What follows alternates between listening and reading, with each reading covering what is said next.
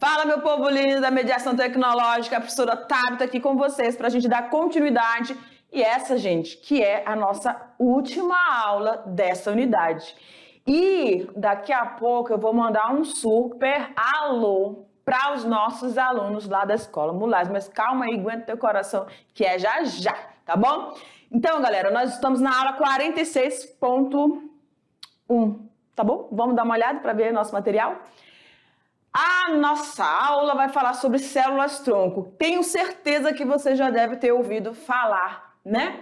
E aí a gente vai ver algumas pesquisas relacionadas, né? Quais são as classificações, porque elas também passam por uma classificação, uma nomenclatura em relação à função que elas vão exercer no nosso organismo. Tudo bem?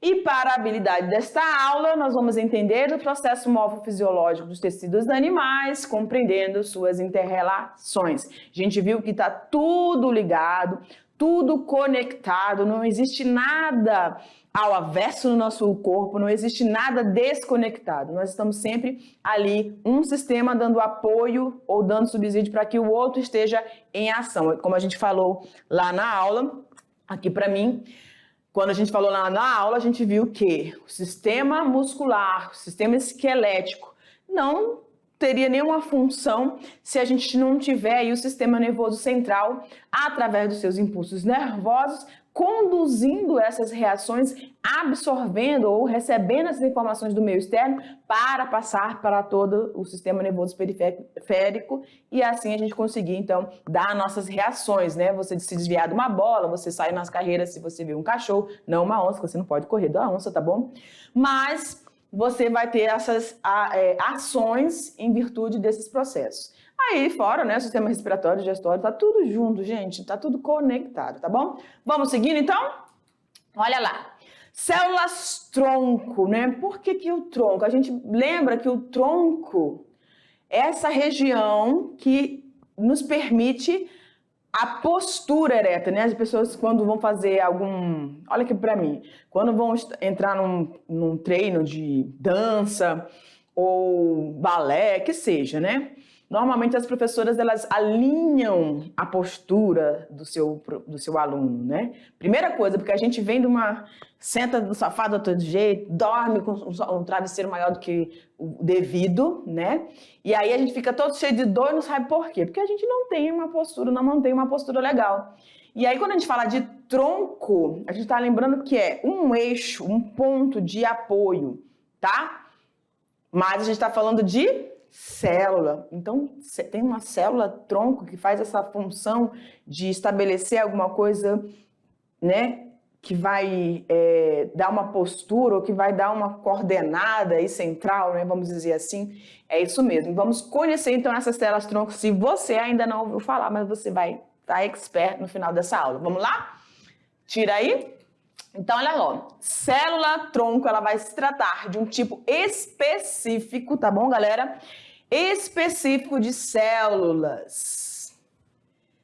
Opa, voltando aqui, o pincelzinho, beleza. Então, um conjunto de células específico que são capazes de dar origem a outras células, desempenhando um importantíssimo papel de quê? Reposição celular e regeneração tecidual. Então, a gente tem células que vão ser repostas, ou seja, quando elas não estão funcionando bem, adequadamente, quando elas estão num processo de multiplicação exagerada, provocando aí os cânceres da vida, né? Então, elas vão ser substituídas, então, repostos aí, essa questão. E o processo de regeneração também de alguns tecidos presentes no nosso corpo, que essas células ou vão perder a sua capacidade de vida, como a gente tem aí as células sanguíneas, os eritrócitos, que duram aí somente 120 dias, depois elas são destruídas lá no baço, que a gente viu isso tudo. Então, elas precisam ser repostas, né? Vão sofrer esse processo aí, tá? Para uma célula ser considerada célula-tronco, ela deve obrigatoriamente apresentar duas características. Então, não esqueça isso aí e marque no seu caderninho, tá? Primeiro, ela precisa se dividir continuamente. A gente viu dois processos de divisão celular, mitose e meiose. Então, a mitose vai acontecer para dar início ao desenvolvimento embrionário, não é? Primeiro você tem um processo mitótico, depois você vai entrar no processo de meiose. Então, isso vai permitir o nosso crescimento, enfim, tá? E as células, elas têm essa capacidade de divisão, mas continuamente, ou seja, ininterruptamente, somente as células tronco, tá bom? E também elas vão ter a capacidade de diferenciação. Em que sentido, professor, essa diferenciação? Elas podem se transformar, elas podem ser modificadas e originar qualquer tipo de célula. Mas a gente vai entender nessa aula que, devido a algumas exceções, você vai ter uma classificação para esse grupo de células chamado de células-tronco. Tudo bem? Então, são duas características primordiais para você considerar essas células como células-tronco, se dividir continuamente e essa capacidade de diferenciação. Então, quando a gente fala que essas células têm essa divisão contínua, tá? Ela vai conseguir se autorreplicar. Então, onde você tem uma célula, essa célula se autorreplica e se transforma em outra célula, tá? Que pode ser a mesma ou pode ser uma outra célula que vai desempenhar uma outra função com outro formato. Então, essa é a capacidade que essas células têm de se multiplicar, gerando células iguais a si, tá? Vamos lá. E a capacidade de diferenciação? Esse já é o potencial de diferenciação, que significa o potencial que as células têm em condições específicas, certo? Quando a gente fala assim de condições específicas, a gente tem que lembrar que você está falando de células. Essas células, elas estão presentes dentro do nosso corpo, tá? Então, normalmente estão ali envoltos por soluções aquosas. E mesmo quando elas não têm muita afinidade com a água, ou seja, elas são hidrofílicas, né, que tem aversão à água, mas elas estão envoltas por alguma substância que vai protegê-las nesse período, mas normalmente você vai ter esse processo aí, tá? Então, elas têm condições de acidez, condições do ambiente onde elas estão inseridas, tá? E mesmo assim, essas células tronco, elas têm esse potencial, que podem dar origem ou transformar-se em outro tipo de células com as suas formas e funções específicas, tá bom? Então, quando ela se autorreplica, então ela vai originar células iguais. Quando depois que ela passa por esse processo de autorreplicação, elas vão também sofrer essa diferenciação, tá? São as características das células tronco. Com relação aos tipos de células tronco, é possível dividi-las em dois grupos. Então, a gente vai ter as células-tronco chamadas de embrionárias, eu creio que você já ouviu falar muito disso, tá? E também das células não embrionárias, certo? Então, marca aí no seu caderninho. Nós temos células-tronco com essa capacidade de autorreplicação, de diferenciação, mas dentro dessa compreensão, nós vamos ter essa divisão. Então, temos células embrionárias, células-tronco embrionárias e as que não são embrionárias, tudo bem? E aqui nesse quadrinho, a gente consegue observar o processo de desenvolvimento humano, certo? E a gente sabe que o zigoto nada mais é que o espermatozoide que fecundou o ovócito secundário e aí formou agora um novo indivíduo, tá? Esse novo indivíduo, ele é 2N, ou seja, ele é um ser diploide, tá? Ou seja, no caso da espécie humana, com 46 cromossomos. Tudo bem? E aí ele vai, durante o seu desenvolvimento embrionário, formando várias unidades, se dividindo, formando a mórula. Lembram disso? Nós já revisamos isso. A mórula, aí você vai ter o blastocisto, né? Aí você vai ter a blástula, enfim. Esse blastocisto, nessa forma aqui, é quando ele vai se implantar já lá no útero, tá bom? E o que eu chamo a atenção de vocês aqui para essa imagem? Olha aqui. Aqui você tem um embrião com 3 dias apenas, um emaranhado de células, né? Várias células ali se multiplicando, ou seja, mitose, mitose, mitose, mitose acontecendo, tá? Aí aqui no 5º dia, depois do processo de fecundação, ou seja, depois da formação do zigoto, você tem o que nós chamamos de células-tronco embrionárias. 5 dias após o processo de fecundação. A partir desse período, você vai ter aí a formação de vários tipos celulares que vão formar especificamente tecidos e órgãos distintos compondo os nossos sistemas, tá? Então nós vamos ter músculos formados com as células musculares, o sangue formado pelas células sanguíneas, o fígado, cordão umbilical, tecido adiposo, nós vimos, a pele, coração, cérebro. Então, tudo aqui são estruturas presentes já num determinado etapa, ou seja, quando a gente começa a formar na gastrulação, que nós vimos, começa a formar lá os tecidos, os órgãos, tudo, né? Inicia os folhetos embrionários e depois a gente vai ter na organogênese a formação de todos esses órgãos, né? Que são as etapas do desenvolvimento embrionário. A gente viu isso durante a aula. Então, o que eu chamo a atenção para essa imagem é justamente que a partir do 5º dia, você ainda tem essa nomenclatura para esse conjunto de células. Células tronco embrionárias, onde você vai ter a capacidade aí de diferenciação e de autorreplicação.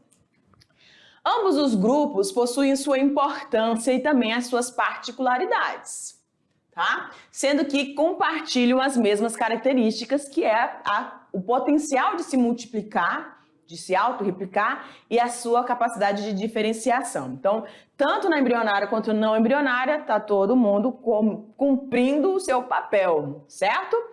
As células-tronco não embrionárias, ou seja, aquelas são as células do organismo adulto já, né? O feto, tudo. As células-tronco não embrionárias, também conhecidas como células-tronco adultas, estão presentes em pequenas quantidades no organismo, dispersas nos diferentes tecidos. Então, elas estão em número menor, mas ali também estão presentes, tá? Com essa mesma capacidade de diferenciar-se e também de se autorreplicar. E aqui na imagem a gente tem o corpo humano, né? Você está vendo aqui a imagem do embrião ainda na forma de blastocisto, que é depois que ela passou pela mórula, se dividiu por mitose, formou a mórula com 32 células, você vai ter a formação desse blastocisto, e esse blastocisto se acopla lá na membrana do endométrio, né, no revestimento do útero, para esse bebê começar o processo de formação, tá? E aí você tem aqui, ó, o cordão umbilical, né? A placenta, as membranas amnióticas que vai revestir aqui internamente, o líquido amniótico, o saco vitelínico e os tecidos fetais. A gente viu tudo isso quando a gente estava falando sobre o desenvolvimento humano, certo? E aqui também nós temos os anexos, né? A pele, os pelos, as unhas, enfim, está tudo aqui formado. Aí nós temos a musculatura, a medula óssea vermelha presente nos nossos ossos longos, o tecido adiposo, onde a gente vai ter o acúmulo de gordura através dos adipócitos, e o sangue periférico e a parte dentária. Então, em todas essas estruturas que nós estamos mostrando para vocês, nós vamos ter essas células-tronco não embrionárias, tá bom? Vamos lá. Células-tronco não embrionárias são categorizadas como células multipotentes. Marca aí para mim, por favor. Multipotente, células-tronco não embrionárias. Isso quer dizer que, embora exista determinada restrição em qual tipo celular que será originado, ainda permanece a capacidade dessas células, fontes adultas, se multiplicarem originando um outro grupo de células. O que isso quer dizer, professora? As células-tronco adultas, ou chamadas de não embrionárias, são multipotentes, continuam se diferenciando, se autorreplicando. Só que elas vão formar um grupo de células, tá? Elas vão agir, têm uma certa restrição em que grupo de células que elas vão originar. Então, elas não se transformam ou se diferenciam em qualquer tipo celular. Elas vão se diferenciar em um grupo, determinado grupo. Ah, são células sanguíneas? São células do sistema nervoso? São células presentes no sistema digestório? São células que vão auxiliar o sistema cardiovascular? Enfim, tá bom? Então, elas vão fazer esse papel de, na verdade, agir aí mais no processo de regeneração, que a gente vai ver aqui, ó. Exemplos clássicos desse tipo celular são as células epiteliais da medula óssea, entre outros, tá? Aí você tem a imagem do fêmur, que é o nosso maior osso, né? Na região aqui da epífise, nós vamos ter, e aqui é diáfise, né? Aqui nessa região que é a epífise, extremidade do osso longo, você tem a medula óssea vermelha. Nessa medula óssea vermelha, vocês observem aqui, deixa eu mudar o pincelzinho. Vocês observem aqui que você tem uma célula mãe, ou seja, é como se fosse a célula que vai originar todas as outras, né? Por isso é chamada de célula mãe. Aí ela pode ou se transformar numa célula mieloide, e sendo uma célula mieloide, ela vai se especializar para formar as células relacionadas ao sistema hematopoético, tá bom? E aí, nesse sistema hematopoético, nós também vimos a aula sobre isso, nós temos a formação das hemácias, ou também chamadas de eritrócitos, que vão, juntamente com a hemoglobina, transportar o oxigênio.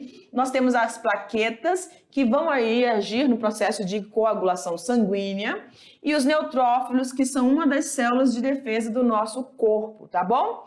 E aí, você pode ter dessas células-mãe também formando uma outra, né, um outro tipo celular, que são as células linfóides. Essas células linfóides, elas vão ser responsáveis por se diferenciar nas células linfócitos, que pode ser B ou linfócitos T, tá bom?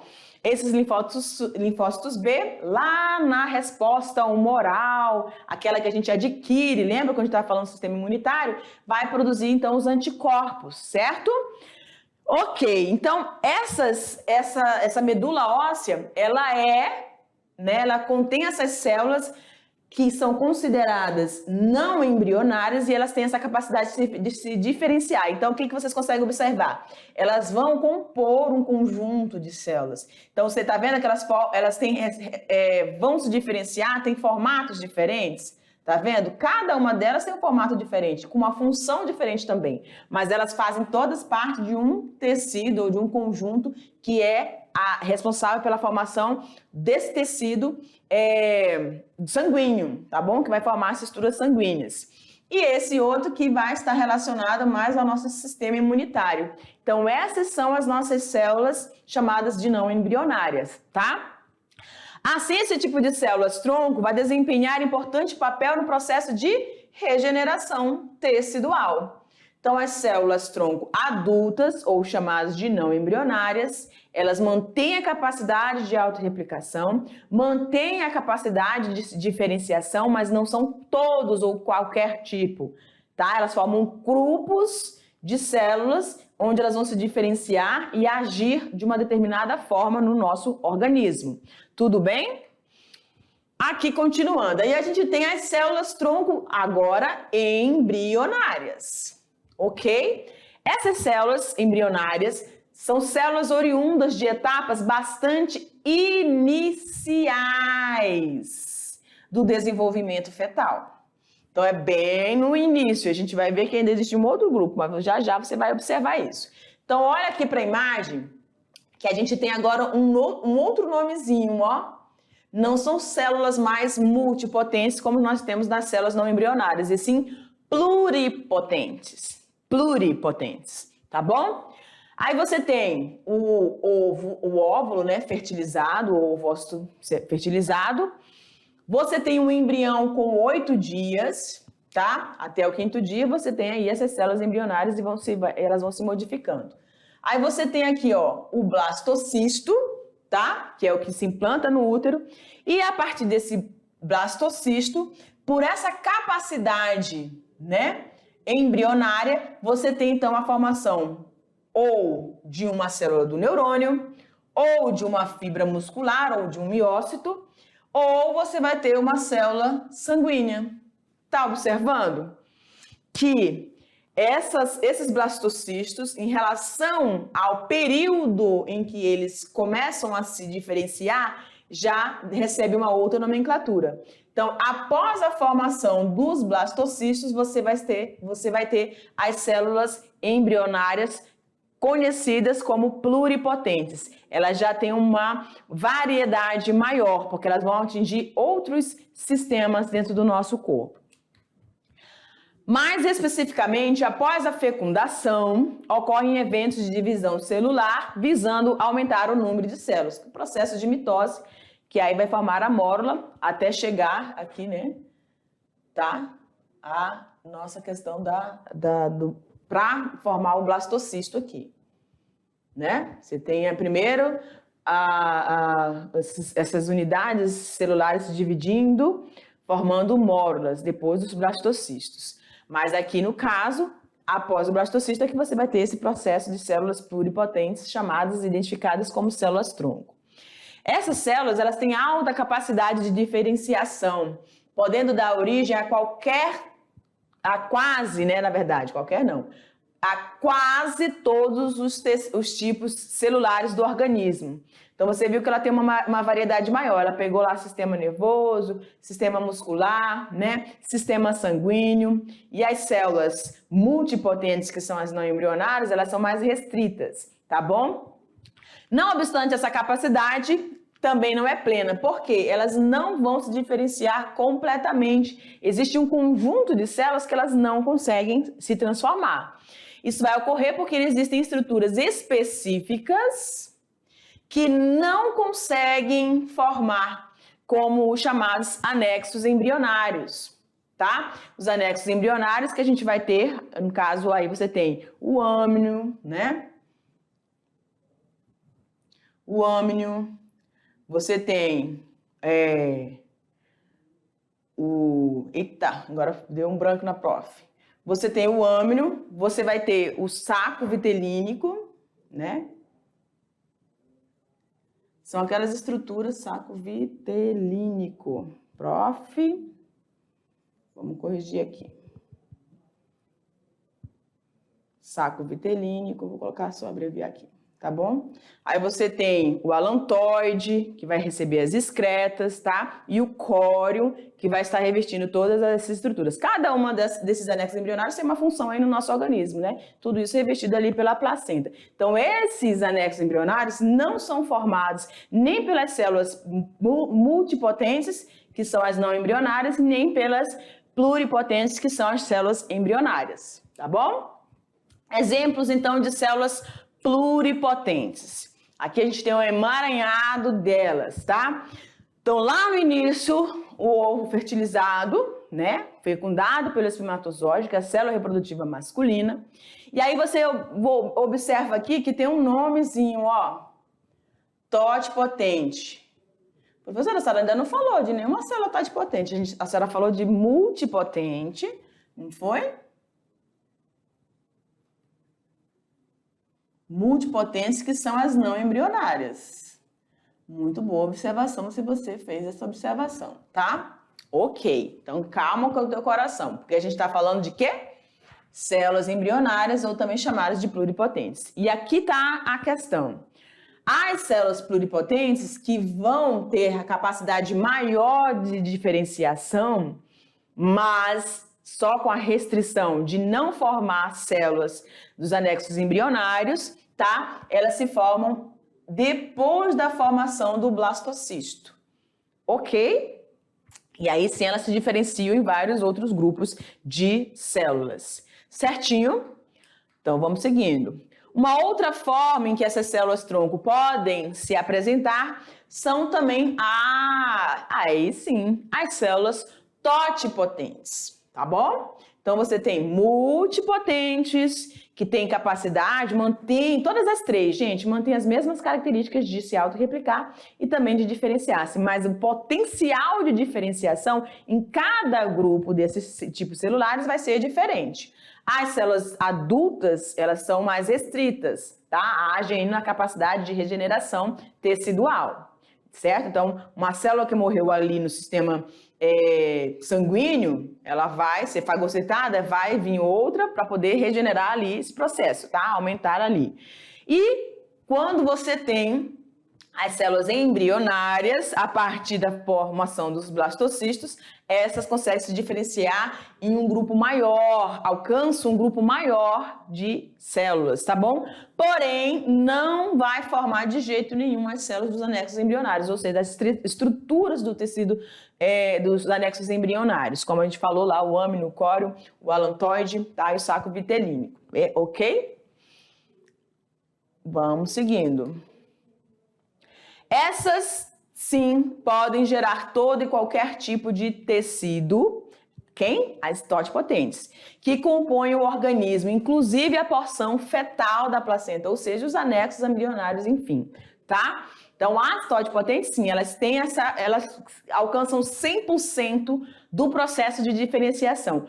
Qualquer célula que você imaginar do corpo humano podem ser produzidas, originadas a partir dessas células totipotentes. E onde, como que nós vamos encontrar essas células totipotentes, professora? Aqui a gente tem novamente o desenvolvimento embrionário, tá? Onde a gente vai ter essa célula, já teve ali a formação do zigoto, ou seja, o processo de fecundação. Essa célula se dividiu em duas, processo de mitose, em 4, em 8, aí a chegar lá nas 32, 16 a 32 células, que vai formar as mórulas, tá? Que é uma etapa. Depois da mórula, o blastocisto. Perfeito? Aqui, quando forma o blastocisto, você vai ter as células células embrionárias. Aqui você tem, antes da formação da mórula, você já vai ter as células totipotentes. Então, quando elas estão nesse estágio aqui, é que elas têm a capacidade de se diferenciar completamente, originando qualquer tipo de estrutura celular para formar qualquer ou compor qualquer tecido e órgão dentro dos sistemas humanos. Ok, gente? Então, tá aqui a nossa diferenciação, certo? Então, antes da mórula, você tem as células totipotentes, 100% de diferenciação. Após a formação do blastocisto, as células pluripotentes, que são as células chamadas e consideradas embrionárias. E você vai ter também as células multipotentes, que essas são aquelas que você vai ter a diferenciação mais restrita, elas vão formar um grupo. Então, elas estão lá no sistema nervoso, vão formar células do sistema nervoso, agindo, então, no processo de regeneração. Tudo bem, galera? Então, quando o homem descobriu isso, os cientistas descobriram isso, essas diferentes capacidades, né, de se transformar, dessas células se transformarem e originar outras células, isso foi um ganho muito grande, uma conquista muito grande. Justamente o fato de essas células tronco embrionárias terem o potencial para gerar todos os tipos celulares e seus respectivos tecidos de um organismo formado é que fez com que a medicina moderna despertasse interesse por elas, né, nessa área aí de trabalho. Então, eles começaram a fazer os cultivos dessas células troncos. E aí viram o potencial e conseguiram identificar essas classificações de multi, pluri e totipotentes. Só depois que eles começaram a selecionar e trabalhar e ver como é que essas células conseguiam agir de acordo com a necessidade ali, tá? Então, aqui você tem uma imagem mostrando as células tronco, formando um neurônio, formando as hemácias, os leucócitos, os hepatócitos, que são as células lá presentes no fígado, e as células cardíacas. Lembra que a gente falou sobre o tecido estriado cardíaco? Estão eles ali. Tudo bem, gente? Isso ocorre porque o avanço de pesquisas mostra que as células tronco podem ser uma saída para, graças a Deus, né? Uma saída para as doenças degenerativas e até mesmo para a perda de órgãos completos. Então, em algumas situações, há necessidade de se extrair, né, fazer a retirada completa de um óvulo, e aí você tem a utilização dessas células-tronco aí para fazer essas reposições, né, ou de suas funções. Isso tudo são estudos, galera, são estudos para ver esse potencial, essa capacidade, como que esses cientistas dentro da medicina vão estar utilizando para sanar algum problema, alguma situação aí que ocorre no corpo humano. Então, isso tudo é decorrente de acidentes ou de doenças deletérias. Infelizmente, a gente sabe que existem várias delas, né? E uma coisa que a gente não prevê são os acidentes. Obviamente que existem algumas situações que você pode... você tá ali, é evidente que pode acontecer, né? Mas outros, eles realmente acontecem inesperadamente, por isso são chamados de acidentes, incidentes, enfim, que podem levar uma pessoa à morte ou deixar essa pessoa com sequelas gravíssimas, né? Aí nós temos aqui as células hematopoéticas, são células-tronco de tecidos adultos, presentes na medula óssea vermelha, você já sabe onde elas estão presentes, ali nas extremidades dos ossos longos, nas epífises, que são capazes de originar células sanguíneas, tá? Então, como você está vendo aqui, ó, células hematopoéticas sendo formadas a partir ali da medula óssea vermelha, e essas células são adultas, portanto, elas vão apanhar ou desenvolver, se diferenciar somente em células que estão relacionadas a esse tecido de produção de células, ou os eritrócitos, ou as plaquetas, ou os linfócitos, tá bom? Ok? Vamos seguindo.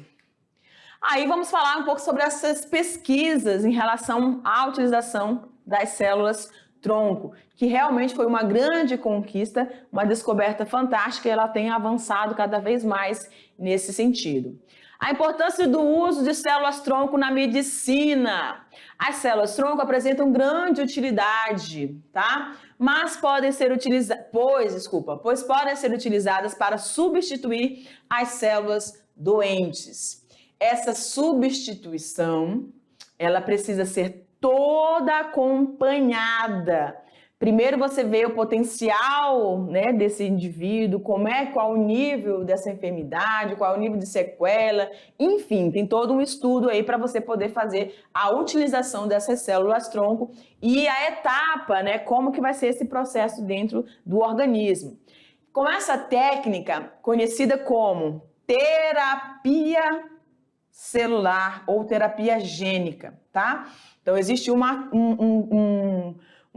mecanismo dentro da medicina, que é chamado de terapia gênica ou terapia celular, que você vai estar justamente trabalhando com esse tipo de células-tronco, sejam elas pluri, multi ou totipotentes, depende aí da situação que você está trabalhando. Então é possível você tratar essas diferentes doenças.